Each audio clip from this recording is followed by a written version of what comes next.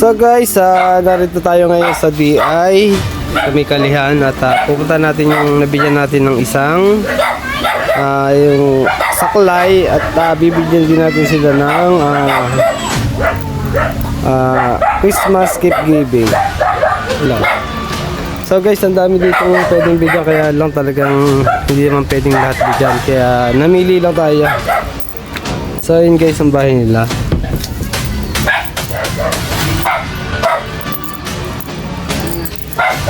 Hello! Magandang gabi. Magandang umaga pala. Mother.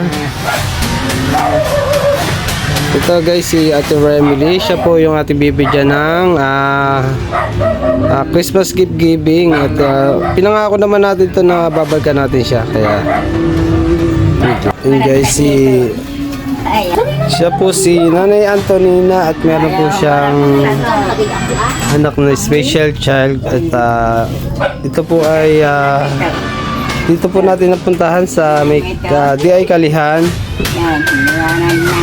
Ayan po ate, abot na po natin ng ito po Nay, dito na lang po pala.